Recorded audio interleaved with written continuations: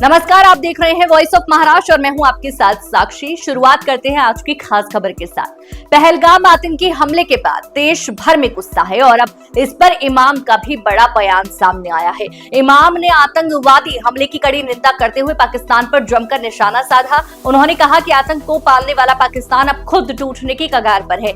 इमाम ने साफ शब्दों में कहा कि पाक अधिकृत कश्मीर भारत का हिस्सा है और जल्द ही वापस आएगा। उन्होंने ये भी कहा कि आतंकवाद का कोई धर्म नहीं होता और जो निर्दोषों की जान लेते हैं वो इंसान नहीं हो सकते। देशवासियों से एकजुट होने की अपील करते हुए इमाम ने कहा कि अब समय आ गया है कि भारत आतंकवाद के खिलाफ निर्णायक कदम उठाए। उनका ये बयान सोशल मीडिया पर वायरल हो रहा है और लोगों से भरपूर समर्थन मिल रहा है। हमले में जिस तरह से नाम पूछकर मासूम टूरिस्टों को निर्मम हत्या कर दी गई, ये बहुत निंदनीय हुआ, बड़ी घटना है। ये प्रहार भारत के आत्मा पर प्रहार है। जिस तरह का ये जख्म है, बड़ा जख्म है।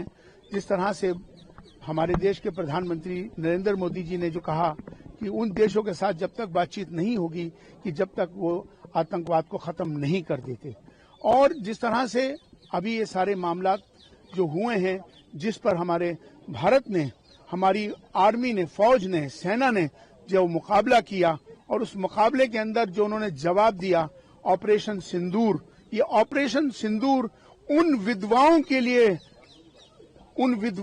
लिए जिनकी मांग उजड़ गई थी, उनके लिए ये श्रद्धांजलि थी। वो आतंकवादी अड्डों को वहां से खत्म कर दिया गया और वहां का जो आतंकवादी था मसूद अजहर चिल्ला कर कह रहा था कि वो उसके परिवार को मार दिया गया।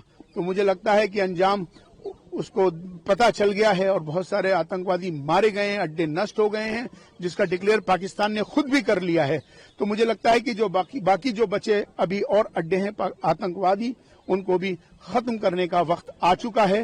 और खास तौर पर अब ये वक्त आ गया है, जो पीओके है उसे लेने का वक्त आ गया है और भारत का वो अभिन्न अंग है पीओके, तो वापस से उसे भारत में शामिल करना चाहिए। और जिससे कि उन लोगों को ये समझ में आ जाए, पाकिस्तान को, कि जिस तरह की उन्होंने हरकतें करी हैं, जिस तरह से आतंकवाद का बढ़ावा दिया है, अब उनको उसका जवाब देने का वक्त आ गया है। बलूचिस्तान भी लगातार मांग कर रहा है। बलूचिस्तान का मसला आजादी का आज का नहीं है। वहां पर जिस तरह के बलूचिस्तान के जो लोगों को, उनके जो ट्राइब्स हैं, कबीले हैं, उन पर जो पाकिस्तान जुल्म कर रहा है, उन पर जातियां कर रहा है, उनकी औरतों पर जिस तरह का अत्याचार करा जा रहा है, उनके नौजवानों को मारा जा रहा है, तो कहीं ना कहीं अब वक्त आ गया है कि बलूचिस्तान की आजादी होनी चाहिए और आजादी सबका हक है। तो बलूचिस्तान आजाद हो, ये हम चाहते हैं।